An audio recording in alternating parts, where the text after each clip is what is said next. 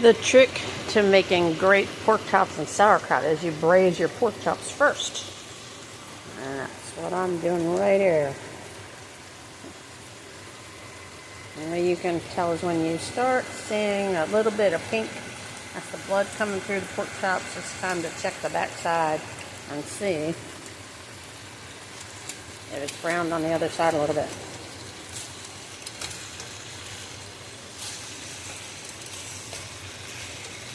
And see, that's got that little bit of browning there. They're getting ready to take that one out. I put them on a plate, and then the juices are going to drip on that plate, and I'm going to use those juices in this. So let's see how this one is doing.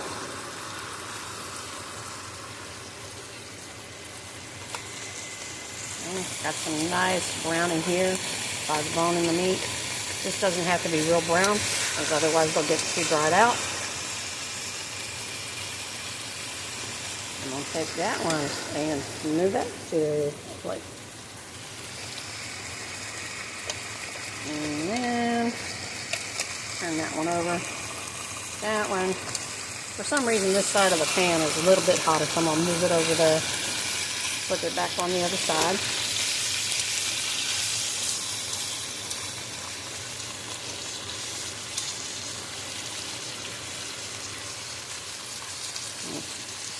See how this one's doing. Not quite. All in all, I think it's about maybe 5 minutes each side to get them to braise well. And the juices are cooking on this non-stick surface, which you won't be able to see that effect until I put the sauerkraut in it.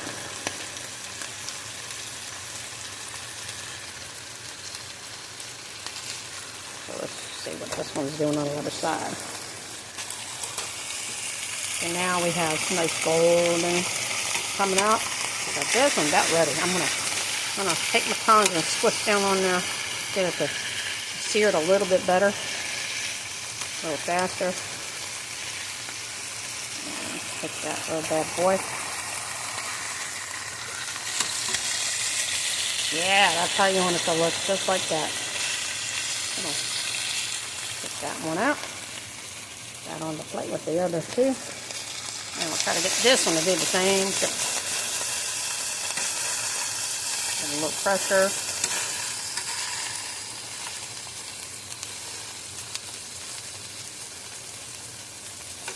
And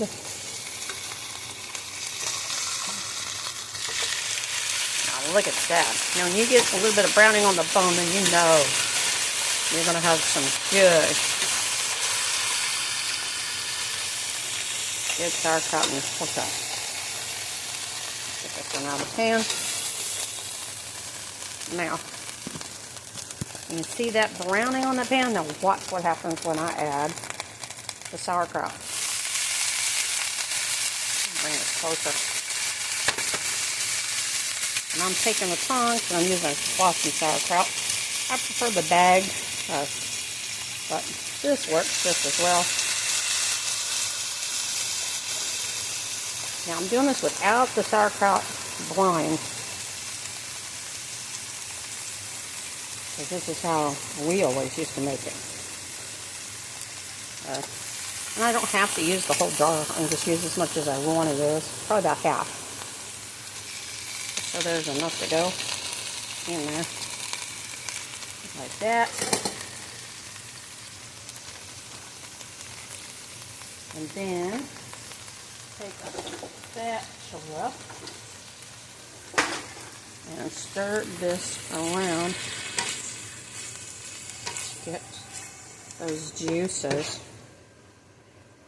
The juices from the pork chops. Now I have not lowered the heat on this or anything. Actually, need a little bit more sauerkraut in there. Grab another.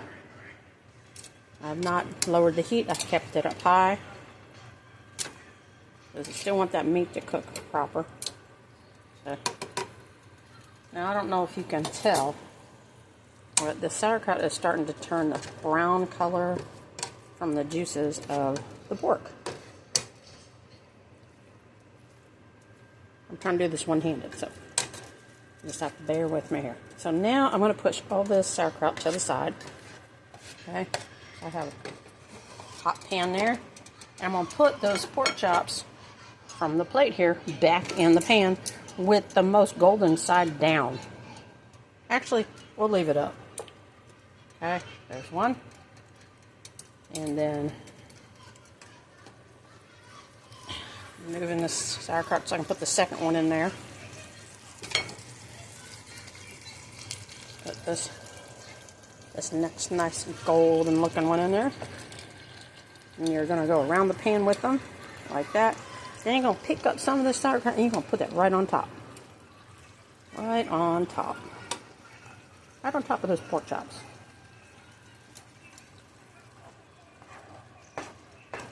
Sorry about that. Scoop that to the side. Put the next pork chop in there. Take that sauerkraut from over to the side. You don't want any sauerkraut under it at the moment. And then you take your last pork chop, stick that bad boy in there. Sorry about that.